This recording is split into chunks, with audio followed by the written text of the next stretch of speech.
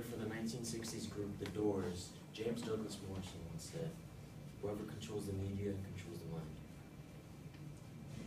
By this, he didn't mean simply that mass media networks were conditioning us to think a certain way, some kind of brainwashing technique implemented by any mass government agency. By this, he simply meant whoever's distributing the information that the average American, or just the average person in general, is the one who simply controls our emotions. So by a quick show of hands, how many of you depend on mass media, more specifically television news, for your incoming global information? Okay. Well, I too am dependent on television news to obtain information.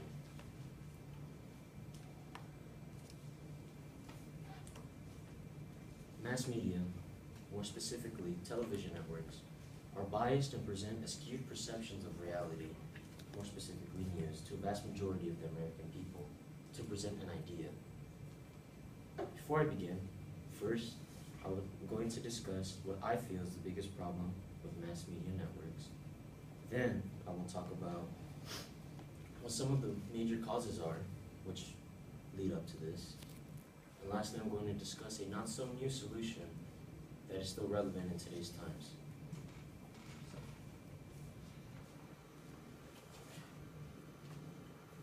Number one, causes, or the problem.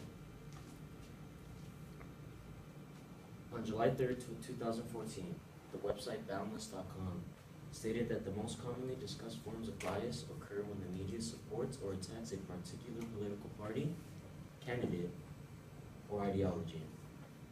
And this is no secret, right? Presidential candidates are coming up now and they're still slandering people. Everyone was slandering Hillary Clinton for deleting emails. Everyone's reading up on Rand Paul, all these other electors.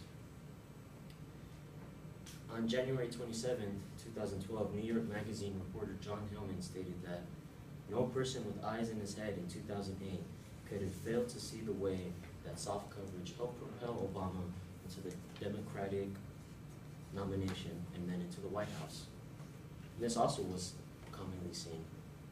His Hope campaign, red, white, and blue, with Obama staring off into the distance. Also the American dream, And he was just treated a different way, and it was obvious, even in the 2012 campaign against Mitt Romney.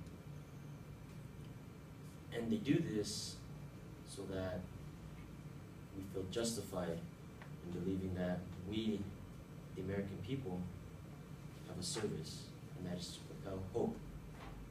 And that was done in the 2008 and 12 campaigns.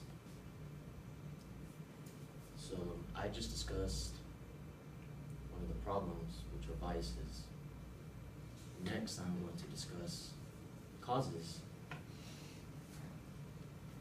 In February 2015, Western Journalism reported that media falsely reported George W. Bush's loss in Florida during his presidential run, and that the death of little Muhammad al-Dura was falsified to promote empathy, and that the crimes committed in the Occupy Wall Street protests were not covered by mass media. Now, before I delve too much into the causes, we must keep in mind that these mass media networks are businesses. And because they are businesses, they are working with other corporations to help, push themselves forward so that they are ahead. So in this constant competition between networks, what they are doing is just kind of filling in the gaps before the story's been fully covered or completed, or is completely just panned itself out naturally. And this leads to the falsification of information, which credulous American people and people around the world often believe.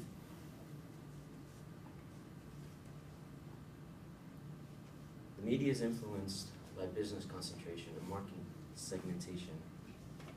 So, who's to blame for all this? Us? Or the network operators? So, I just discussed one of the main causes of media bias, Next, I'm going to discuss a solution that is still highly effective in today's world. Now, also, I personally believe that if any major revolution is to take place with the intent of creating major change, major social or political change, we must first change ourselves. And by this, it's simple: boycotting, which is what Thoreau promoted in his book, Civil Disobedience, in the 1800s. Now, Thoreau was an abolitionist, meaning he was against slavery. And at this time, he was really just he was against the government. He felt that the government was corrupt, that the American-Spanish War was unjustified. But his writings still influenced many people. For example, Gandhi, Martin Luther King Jr., me. And in his book, Civil Disobedience, Henry David Thoreau stated, "If you really wish to do anything, resign your office.